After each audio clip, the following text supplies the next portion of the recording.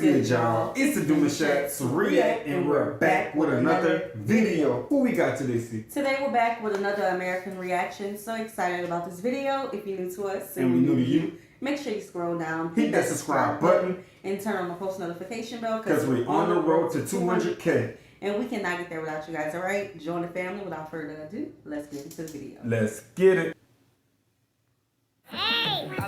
Luna and Flynn are among the happiest children in the world. That's right, kids in the Netherlands rank first in happiness, according to a UNICEF study from 2025. So what are parents here doing right?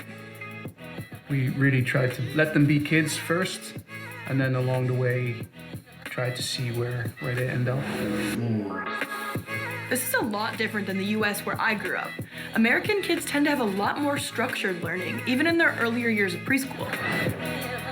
Let's take a look at why kids in the Netherlands are happier than kids in the US, and why, according to that UNICEF study, they are healthier and seem to have more practical life skills than American kids. It's 7:30 Friday morning just outside Amsterdam. 3-year-old Luna, mother Marlotte, 1-year-old Flynn, and father Felix start their day with breakfast together.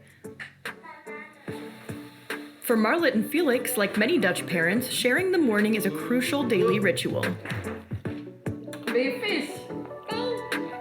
For us, it's important that we spend enough time together. We have breakfast, we bring them to daycare.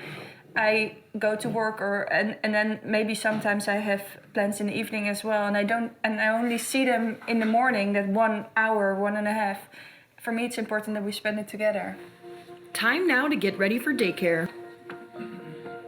Even in the small things, putting your coat on or putting your clothes on, eating, we always try to promote that children are doing it themselves. In the Netherlands, even children under the age of 3 typically attend daycare. In fact, nearly 80% of them do. That's double the EU average. But still, daycare is expensive to say the least. Families do receive support from the state, but costs are a burden nonetheless. Luna and Flynn attend daycare 3 days a week. It's all privately owned, so none of the daycares that I know of are public.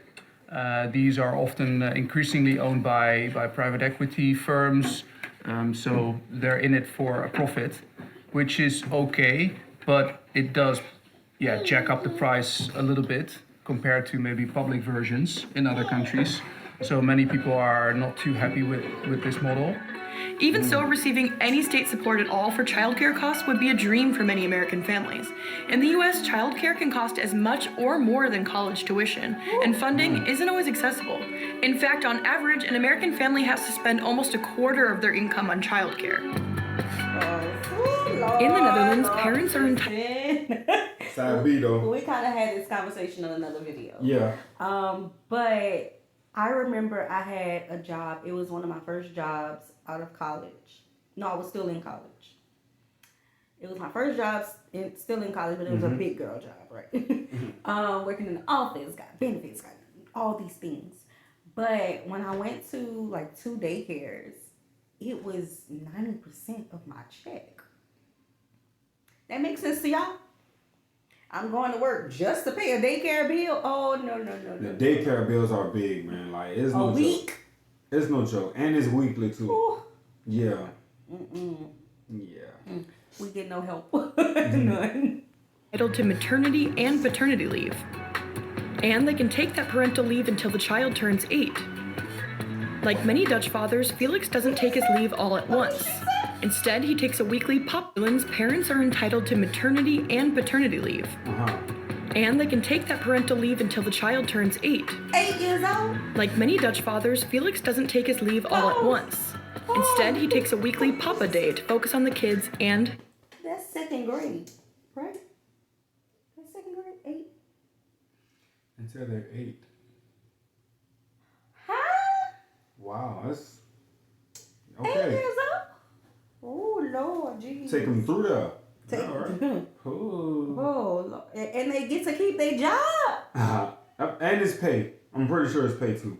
What? Oh yeah, I'm pretty sure it's paid for. I need to, start getting used to riding a bike again. Girl, Netherlands seems real good. If I feel well, if I feel fit, then it should reflect on my children as well, at least indirectly. So when you're inside all day and feeling grumpy, then it doesn't help the mood of my kids, of course. So I try to be out and have a good mood. I was personally much happier inside with a book as a kid. Hold on, but for Dutch parents, I gotta make mention, when I had my firstborn, I knew for a fact that I didn't want him to necessarily have more energy than me to where I can't keep up with him. Mm-hmm. Because the things he would want to do as a dad, I want to be able to do with my son and to an older age as well, because now that he's at an age where he can move 10 times faster and want to be in more advanced activities, I have to feel my best self to want to be there with him. Mm-hmm. And how do I feel my best self? By being a fit parent. Right. And that's important to me. I always thought about that since the first child. Now we're 3 and and it's just like a whole lot of energy around here, man. Yeah, a lot of energy. It took me some years to get onto the bandwagon because, I was fit for a lot of years. But, Mommy had to carry all them babies, huh? I was fit. It wasn't even the babies that made me be unfit, okay? But, it took me a couple years. I'm back. But now, I exercise and I walk 10,000 steps and all those things. So, I caught on. There you go. being outdoors in nature is simply part of raising children. And Marlon and Felix are no exception. They take their children outside as often as possible, no matter the weather. If you go to a Dutch playground, quite often you'll see parents letting their children play independently. Normally we also motivate, especially Luna of course, because she's a bit older, to play for herself today. Today it's a bit unfortunate that there are not too many other kids. But normally we encounter so many other kids here, all from daycare. They all know each other.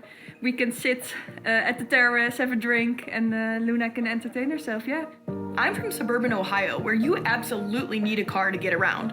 And it's like that in most of the US. That's why many Americans get their driver's license as soon as they can. But things are different in the Netherlands. Here, even the youngest kids are totally comfortable with a different mode of transportation, the bicycle. For 36% of the Dutch population, the bicycle is king, and the primary mode of transport. And because parents want their children to be independent early on, the kids learn to ride from a very young age. I think apart from the logistical reasons, it's also, I think, a sign of independence and also trust that we're giving her, that she can do it herself. Obviously, she still uses the exercise wheels, but I'm guessing with her speed, we can quickly take them off. It's a no-brainer that you get a bike on your 3rd birthday. Yeah, so very typical Dutch. For many Dutch parents, family on the bike. So for us, it's always been the children learn how to ride the bike before they're 5. So like that has always been like our thing. Like I remember running into the house. Cool. Because it was. Don't let me tell it, man. What, you ran into the house? The ditch, the mailbox, a car. Oh Lord, but yeah, that's cool. Yeah. She's so young and she's learning how to ride a bike, and her mama is like, I'm gonna take these training wheels off soon. Yeah. It's just like pushing the kid. Okay, y'all probably gonna get on into this, but it's just like pushing them in the water to swim. Like teaching them, you know what I'm saying? Like you want them to go out there and have that experience, and it's independence as well. But it's also like saying the quiet part out loud. You want them to do it so they can have independence. Are you talking about when the child flip over when they learn how to swim? Yeah, that's what they do when they're teaching the child how to swim. They throw them in the water, and as you get older, you learn how to swim.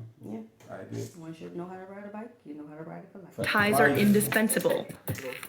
Luna and Flynn's grandparents come by regularly to babysit. But it's more than just support with childcare.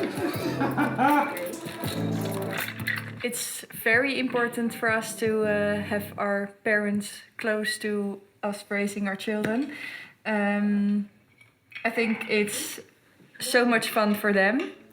It's so nice for us to see them more often, see them weekly, spend time with them. Sure, the Netherlands is small, so it's more likely that grandparents live nearby. But a lot of my friends with kids in the US live in totally different states from their parents, so they can't just drop off their kids with grandma and grandpa. So it's independence, social interaction, and being outdoors with plenty of playtime that are cornerstones of parenting in the Netherlands.